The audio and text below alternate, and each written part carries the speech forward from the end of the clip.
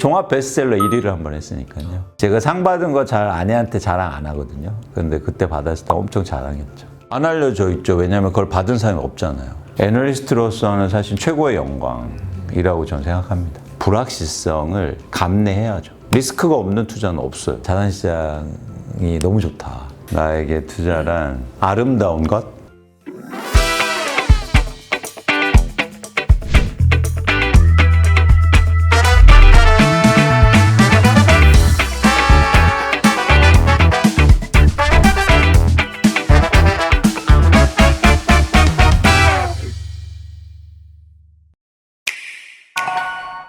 안녕하세요. 저는 광순의 복덕방 이광수라고 합니다. 오랫동안 애널리스트 생활을 했고요. 주식과 산업과 기업을 분석했습니다. 최근에 이제 회사를 그만두고 나와서 한국의 부동산 시장을 특히 분석하는 독립 리서치 회사 광순의 복덕방을 운영하고 있습니다. 많은 분들이 광순의 복덕방 하면 수수료 싸게 해주냐 뭐 이런 말씀 하시는데 이제 중개업을 하는 곳은 아니고요. 리서치를 하고 많은 분들에게 그런 리서치하는 자료들 그리고 이야기들을 공유하고 있습니다.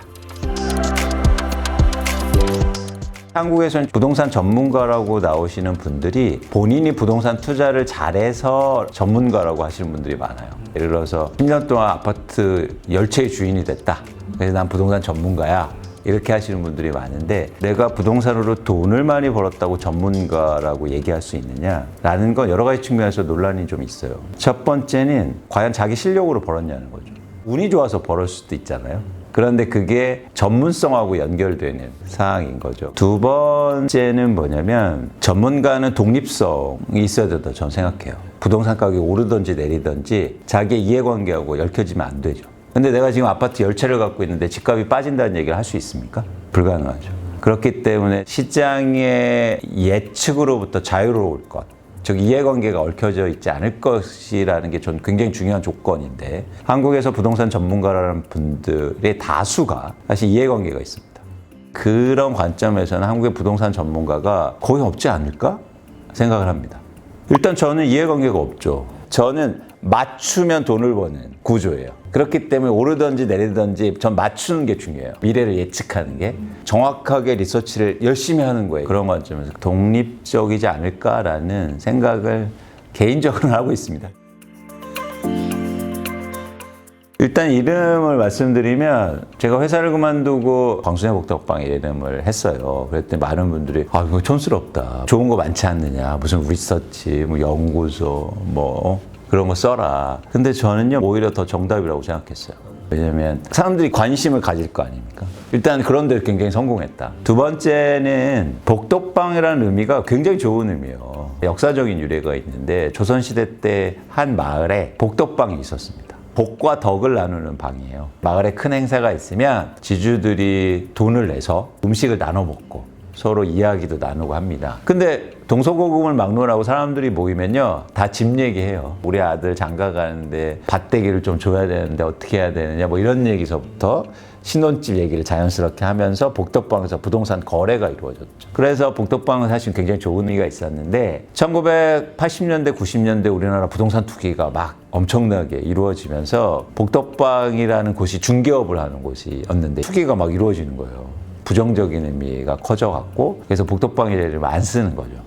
저는 과거로 좀 돌이키고 싶었어요. 그래서 광순의 복덕방 안에서 복과 덕을 이야기하고 자연스럽게 부동산도 얘기하고 투자에 대해서 얘기하는 그런 곳을 한번 만들어 보자라는 생각이 있었습니다. 그러니까 이 두 가지 사람들의 호기심을 끌 수 있다는 거. 또 하나는 의미가 있었다. 근데 흥미로운 게 뭐냐면 이제 회사를 나와서 무슨 이제 공중파라고 하는 토론에 나가지 않습니까? 그런데 제 이름을 안 써주더라고요. 광순의 복덕방이라는 이름. 제가 100분 토론에 나갔는데 광순의 복덕방 대표라고 하는 게 좀 수준이 떨어진다고 생각했나 봐요.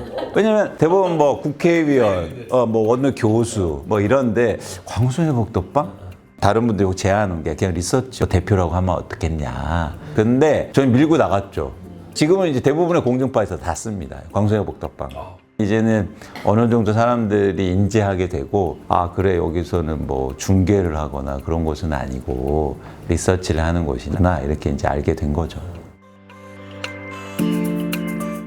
그 그게 굉장히 전 중요하다고 생각했어요. 예를 들어서 애널리스트 레포트를 하루에도 수십 개, 수백 개의 레포트가 나올 수도 있는데 그중에서 제 거를 읽어줘야 되잖아요. 그러려면 어떻게 할까를 고민을 상당히 많이 합니다. 근데 저는 거기에 약간 희열을 느껴요. 아, 이런 제목을 하면 사람들이 어떻게 반응할까 생각을 많이 합니다. 가장 반응이 컸던 레포트 제목이 하나 있어요. 뭐냐면 현대건설 레포트를 쓰는데 제가 현대건설보다 좋다라는 레포트를 썼습니다. 그게 말이 안 되잖아요. 현대건설 레포트를 쓰는데 제목이 현대건설보다 좋다라는. 전화가 엄청 왔어요. 제목을 잘못 썼다. 어떻게 현대건설 썼는데 현대건설보다 좋다라고 표현을 쓰냐? 이제 일단 사람들이 관심을 끄는데 완전 성공했고, 내자마자 이제 랭킹이 들어오거든요. 탑 랭크 1위에 이제 나오자마자 랭크가 되는데, 제가 왜 그 제목을 썼냐면, 전 광고를 자주 보거든요. 그 당시에 신라면 광고가 있었어요. 친구가 막 맛있게 라면을 먹어요. 너무 맛있어 보이니까, 그거 무슨 라면이야? 왜 이렇게 맛있어 먹어? 그랬더니, 이거 신라면보다 맛있다? 이 얘기를 하는 거예요.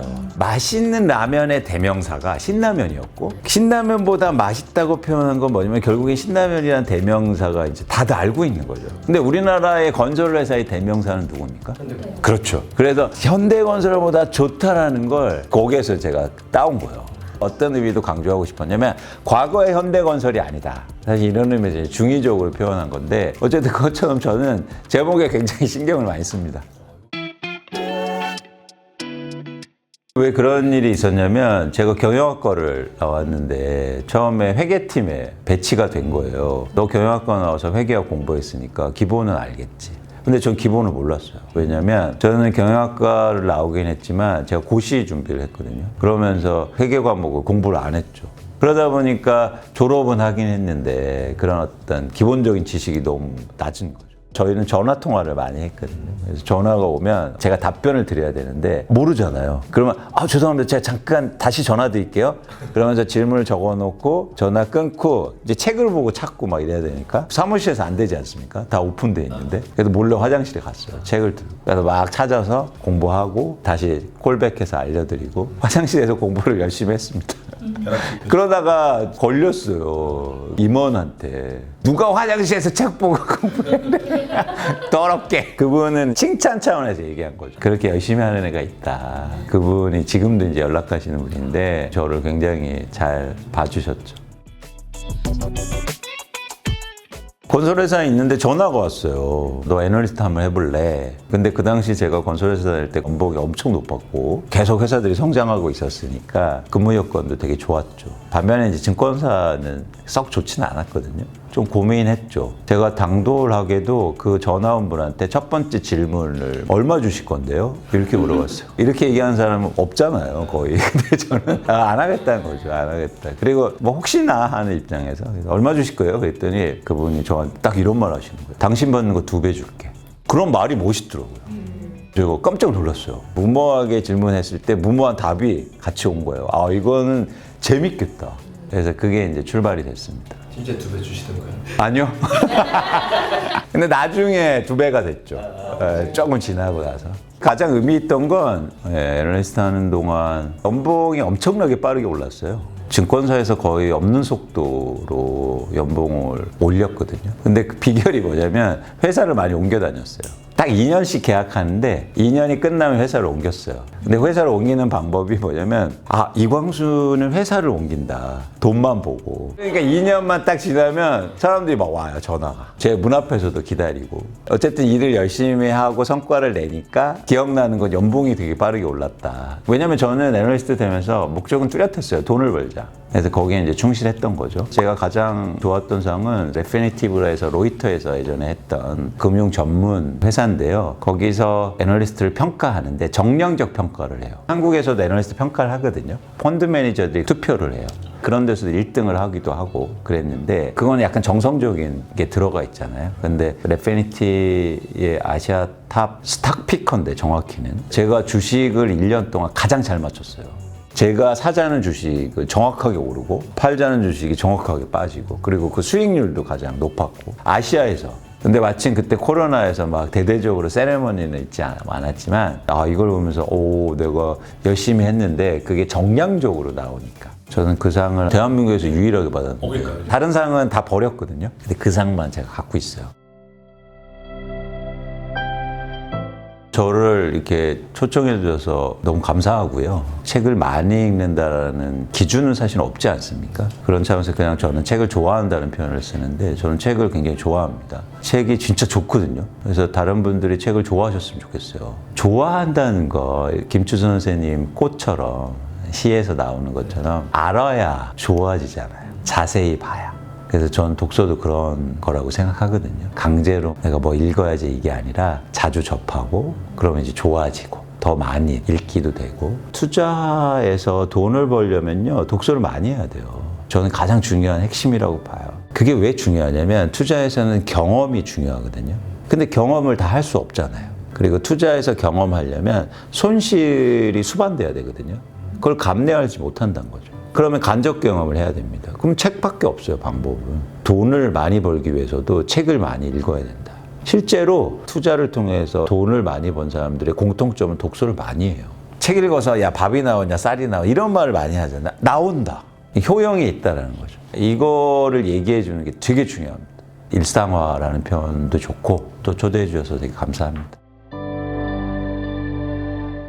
결국엔 전 투자를 얘기하는 사람이잖아요. 투자할 때 사람들은 지식과 기술과 정보를 많이 얘기하죠. 이렇게 하면 돈을 벌 거예요. 이런 기술이 필요해요. 이런 정보가 필요해요. 그런데 저는 투자를 잘하기 위해서는 가장 먼저 해야 될 거는 생각의 변화라고 생각합니다. 생각이 변화해야 다른 정보들이 다르게 들어오거든요. 그리고 그 정보들이 자기게 되거든요. 그래서 그 생각의 변화, 투자 마인드, 철학, 생각 그런 것들을 만들기 위해서 이 책이 가장 좋지 않을까. 특히 일반인들이 기존에 갖고 있던 생각을 바꿀 수 있는 그런 관점을 많이 제시하거든요. 이 책은요 3번째 책이에요. 제가 똑같은 책을 3권 들고 있거든요. 왜냐하면 읽으면서 계속 이렇게 줄을 치는데 새 책을 읽으면서 또 치잖아요. 그럼 다른 게 보여요. 저는 줄 치고 여기다 똑같이 베껴 쓰는 게 제 독서법인데 줄을 치면 그것만 보게 되거든요. 봤던 책을 또 보면 제가 또 그것만 보게 되잖아요. 그래서 또 새 책을 사요. 그래서 다시 읽어요.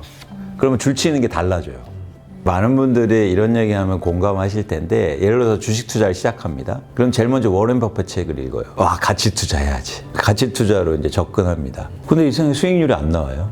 손실이 나기도 하고. 그래서 갑자기 각성이 이루어져요. 한국에서 무슨 가치 투자야. 기술 투자지. 기술적 투자. 그래서 이제는 차트 책을 사요. 역시 대한민국엔 이거지. 단타야. 그러면서 막 차트 보면서 뭐 음봉이 어떻고 양봉이 어떻고 이런 공부하면서 이제 거래합니다. 근데 또 수익이 안 나와요. 뭐가 잘못됐지? 아, 나 종목 선택이 잘못됐구나. 그러면서 이제 생활 속에서 투자 찾는 책, 이런 책들 또 읽기 시작합니다. 근데 또 안 돼요? 또 마지막에 가는 게 아무리 종목 잘 찾으면 뭐야? 금리 인상되면 끝인데 이제 거시경제를 공부하기 시작해요. 환율 공부하고 막 경제학자들 얘기하고 철이 중요해, 시즌이 중요해 이러면서 또 안 돼? 역시 워렌 버핏이야. 왜 이러냐면 자신의 생각이 없기 때문이에요. 자신이 투자를 어떻게 생각하는지 기준이 없기 때문에 결국엔 모든 건 생각이다. 그러면 철학이라든지 생각에 대해서 생각해 봐야 되잖아요. 그래서 오히려 기술이나 정보가 중요한 게 아니라 여러분들이 생각을 만드는 게 중요하다. 생각만 가지면 진짜 쉽게 말해서 돈을 벌 수 있다 이거예요. 그런 생각을 만드는데 훌륭한 책이다라고 생각합니다. 2차적 사고가 어렵게 느끼실 수 있겠지만 사실 하워드 막스가 제시하고 또 제가 이해하는 바로는 다른 생각이에요. 이렇게 접근하면 되게 쉽습니다. 일반적으로 생각하는 거하고 다른 생각을 가지려고 의도적으로 노력해야 돼요. 예를 들어서 한국의 반도체가 잘 팔려? 그럼 삼성전자 사야지. 1차적 사고죠. 많은 사람들이 그래서 삼성전자를 사지 않습니까? 그런데 SK하이닉스가 훨씬 더 규모가 적으니까 더 좋아지는 거 아니야? 1위 회사보다 2위, 3위 회사가 훨씬 더 업황이 좋아지면 좋아지는 거 아니야? 이런 게 사실은 단순하지만 굉장히 2차적 사고라고 좀 봐요. 투자 관점에서 강남 아파트가 20억입니다. 20억이 40억 되는 게 빠르겠어요? 10억이 20억 되는 게 빠르겠어요? 근데 우리는 이제 강남 아파트만 얘기하죠. 그런 입장에서 남들과 다른 생각을 할 수 있는가가 투자에서는 전 중요하다고 봐요. 의도적인 노력이 필요해요.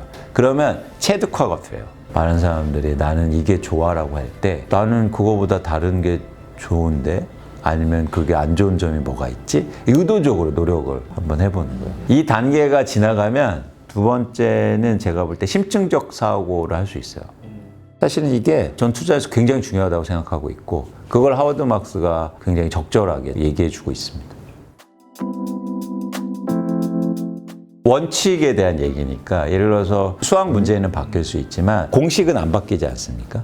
그 공식에 대한 얘기니까 이거는 고전이 될 만한 가치가 있죠. 이 책에서 강조하는 게 하나 있거든요. 자산시장은 사람이 움직인다. 그러니까 사람에 대한 이해와 통찰이 필요하다는 거예요. 그러니까 그게 출발점이거든요. 우리는 이 자산시장을 기계적으로 접근하는 속성이 있어요. 숫자로 모든 게 설명될 거야. 절대 그렇지 않습니다. 왜냐하면 똑같은 숫자를 보는데도 사람의 마음이 달라지거든요. 그러니까 최근에 되게 흥미로운 현상이 있었는데 금리 인하가 되면 모든 자산 가격이 오른다고 모두 다 생각하고 있었어요. 근데 막상 금리 인하를 한다니까 사람들이 생각이 바뀌기 시작합니다. 경기가 침체돼서 인하되는 거면 주식은 빠져야지. 그래서 하루에 대폭락이 이루어져요. 같은 금리 인하를 보는데 잣대가 달라진 거예요. 사람의 마음이 그렇기 때문이에요.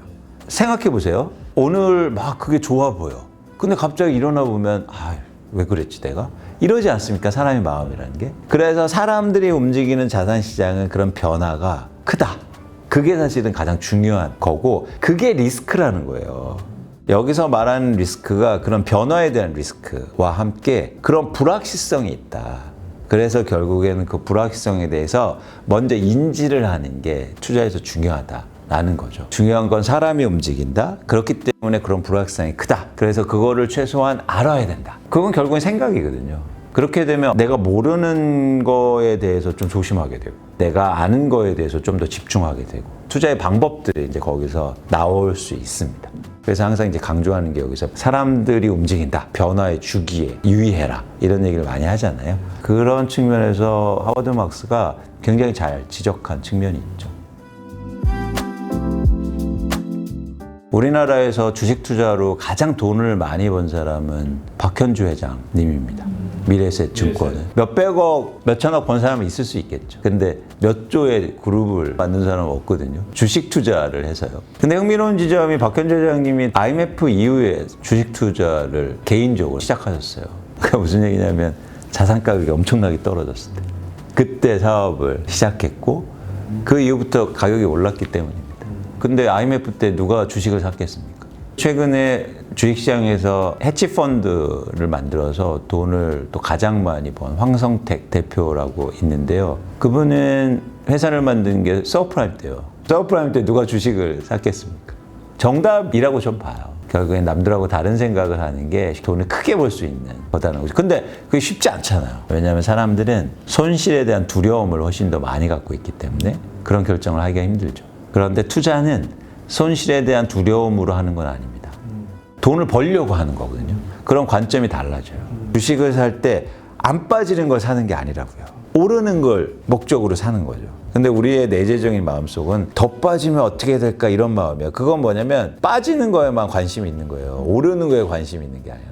그러면 이제 자산 가격이 빠졌을 땐 당연히 어떤 결론이 나오냐면 이거 오를 수밖에 없겠네. 이런 생각을 갖게 되고 그런 사람들이 돈을 벌더라. 그러면 남들하고 다른 생각을 갖고 다르게 행동하고 이런 게 결국엔 중요하지 않을까 생각합니다. 실패했다고 그 마음이 틀린 건 아니에요. 사업이 잘 될 거라고 시작한 그 마음이 잘못된 게 아니고 대상을 잘못 선택한 거가 본질적인 이유예요. 너 너무 긍정적으로 생각하지 마. 그래서 실패한 거 아니라고요.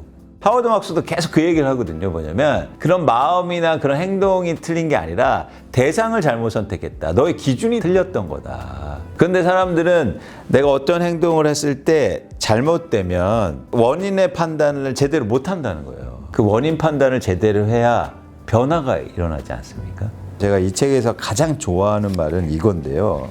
경험이란 당신이 원했던 것을 가지지 못했을 때 당신에게 주어지는 것입니다. 그래서 사실은 실패는요, 굉장히 중요한 경험이에요. 근데 우리는 실패를 하면 다른 행동을 하면서 실패를 복구하려고 해요. 아닙니다. 실패를 통해서 경험을요, 잘 활용해야죠. 예를 들어서 우리가 A라는 행동을 해서 실패하면 A라는 행동을 다시 안 하려고 해요. 주식 투자에서 손실이 났어요? 나 이제 주식 투자 안 해. 이게 아니라는 거예요. 주식 투자를 해서 손실이 났다는 건 되게 중요한 경험을 한 거예요. 그래서 그 사람은 이미 어느 정도 주식해서 돈 벌 가능성이 높아진 거예요. 근데 우리는 아예 그 행동 자체를 안 하려고 해. 경험을 가졌는데. 그게 지점이 안타까운 거죠. 그러니까 경험에 대해서 한번 생각해 볼 필요가 있다. 그 경험을 쌓아가면 남들하고 다른 생각, 2차적 사고, 행동들을 충분히 할 수 있다고 저는 보고 있어요. 책에서도 그걸 이제 계속 이야기하고 있는 거죠. 여기서 착각하지 말아야 될 게 우리가 기다리는 건 때가 아니고